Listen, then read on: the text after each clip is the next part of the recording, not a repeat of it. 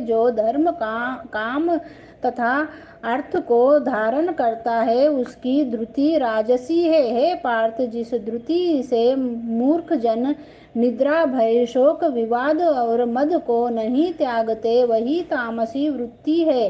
हे भारत, 3 प्रकार के दुखों को सुनो। जिनके अभ्यास से चित्त रमता है, दुख का अंत हो जाता है, वही सुख सात्विक है। जो आरंभ में विष के समान और अंत में अमृत के समान होता है, जो सुख आरंभ में अमृत तुल्य और अंत में विष के सदृश विषयों और इंद्रियों के संयोग से होता है, उसे राजस कहते हैं। जो सुख आदि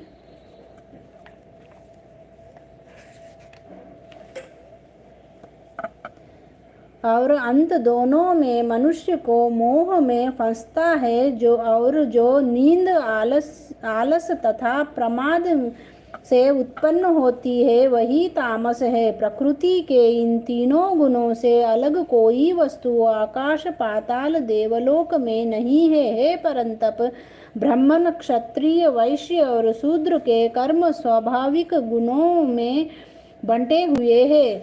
सम, दम, तप, पवित्रता, क्षमा, नम्रता, ज्ञान, अनुभव और परलोक में श्रद्धा ये ब्राह्मण के स्वाभाविक सिद्ध कर्म हैं।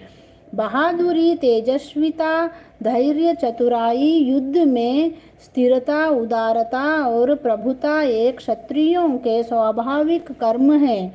खेती, गोरक्षा, व्यापार वैश्यों के स्वाभाविक कर्म है।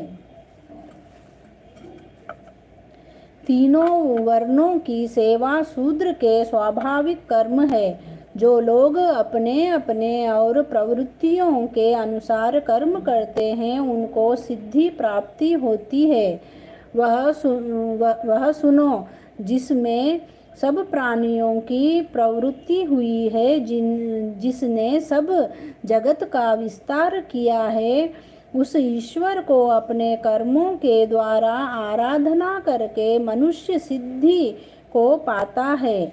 दूसरे उत्तम धर्म से अपना धर्म ही श्रेष्ठ है। स्वाभाविक कर्म करने से पाप नहीं लगता।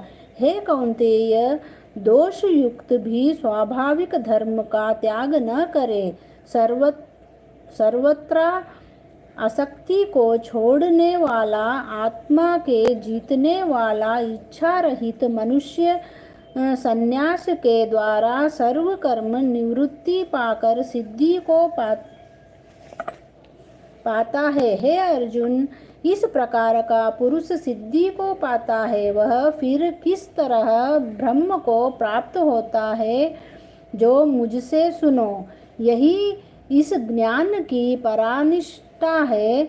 शुद्ध बुद्धि से मुक्ति होकर धृति द्वारा मन को वश में लाकर शब्दादि विषयों को छोड़कर राग द्वेष से रहित एकांत में रहने वाला, मिताहारी वाणी और मन को जीतने वाला, नित्य ध्यान युक्त और वैराग्यवान, अहंकार, बल, काम, क्रोध व परिग्रह छोड़कर ममताहीन और शांत मनुष्य ब्रह्म भाव के योग्य होता है।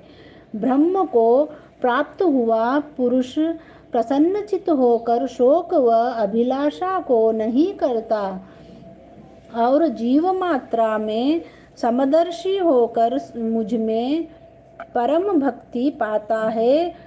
इस प्रकार ज्ञानी मुझ में निवास करने वाला सदैव सब कर्मों को भी करता हुआ मेरे इस अनुग्रह से अविनाशी सनातन मोक्ष पद को प्राप्त होता है, वैसा ही ठीक जानता है।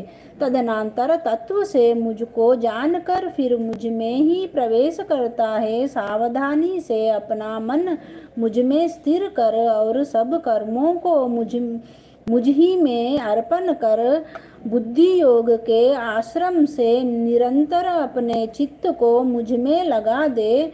मेरे में चित्त लगाकर मेरी कृपा से सब दुर्गम कष्टों से तर जाओगे। यदि अहंकार से मेरी बात सुनो